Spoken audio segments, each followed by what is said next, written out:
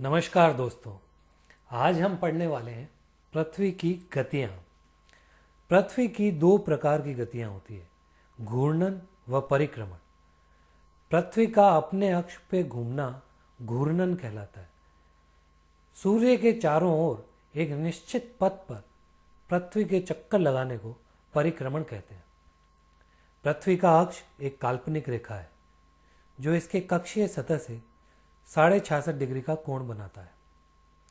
वह समतल जो कक्ष के द्वारा बनाया जाता है कक्षीय समतल कहलाता है। एक समय में पृथ्वी का आधा भाग ही सूर्य से प्रकाश प्राप्त करता है, जबकि दूसरे भाग में रात होती है। ग्लोब पर वह वृत्त जो रात व दिन को बांटता है प्रदीप्ति वृत्त कहलाता है। पृथ्वी को अपने अक्ष पर एक चक्कर पूरा करने में 24 घंटे लगते हैं। प्राचीन भारतीय खगोल शास्त्री आर्यभट्ट ने बताया था कि पृथ्वी गोल है, वह अपने अक्ष पर घूमती है। यदि पृथ्वी अपने अक्ष पर घूर्णन ना करे तो क्या होगा? सूर्य की ओर वाले भाग पर हमेशा दिन होगा, जिससे उस भाग में लगातार गर्मी पड़ेगी, जबकि दूसरे भाग में हमेशा अंधेरा व ठंड पड़ेगी। ऐसी अवस्था में पृथ्वी पर जीवन संभव नहीं हो पाएगा। पृथ्वी की दूसरी गति सूर्य के चारों ओर एक निश्चित पथ पर होती है, जिसे परिक्रमण कहते हैं। पृथ्वी सूर्य के चारों ओर एक चक्कर 365 दिन और 6 घंटे में लगाती है, परंतु हम ये 6 घंटों को गिनते नहीं हैं। 4 वर्षों के 6 घंटे मिलाकर 24 घंटे होते हैं, तो एक अतिरिक्त दिन 4 साल में एक फरवरी माह में जोड़ देते हैं। इससे फरवरी में 28 की जगह 29 दिन हो जाते हैं तथा उस वर्ष में 366 दिन हो जाते हैं। ऐसे वर्ष को लीप ईयर या लीप वर्ष कहते हैं। पृथ्वी सूर्य के चारों ओर दीर्घ वृत्ताकार पथ पर चक्कर लगाती है। इस पूरे पथ पर पृथ्वी एक ही दिशा में झुकी रहती है।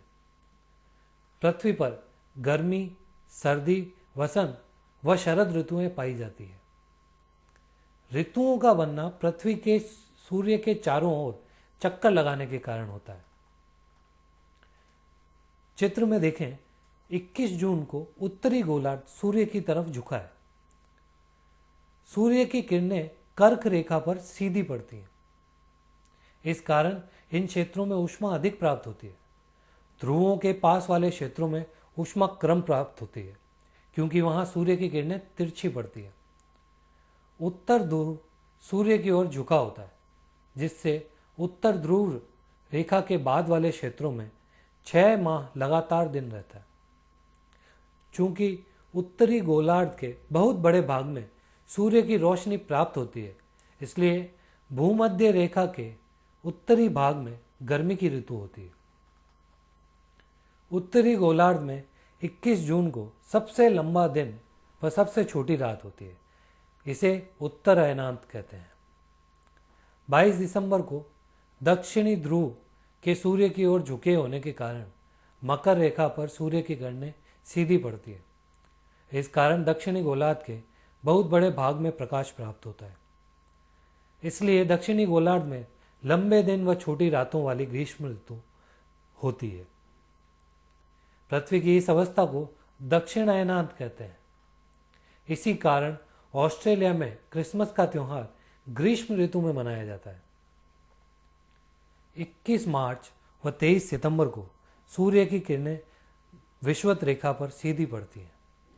इस अवस्था में कोई भी ध्रुव सूर्य की ओर नहीं झुका होता है, इसलिए पूरी पृथ्वी पर दिन व रात बराबर होते हैं। इसे विषुव कहते हैं। 23 सितंबर को उत्तरी गोलार्ध में शरद ऋतु तथा दक्षिणी गोलार्ध में वसंत ऋतु होती है, जबकि 21 मार्च को उत्तरी गोलार्ध में वसंत ऋतु तथा दक्षिणी गोलार्ध में शरद ऋतु होती है। इसी के साथ यह अध्याय समाप्त हुआ। वीडियो पसंद आया तो लाइक करें, शेयर करें, अपनी प्रतिक्रिया कमेंट कर बताएं। ऐसे ही वीडियो और देखने के लिए सब्सक्राइब करना ना भूलें। धन्यवाद।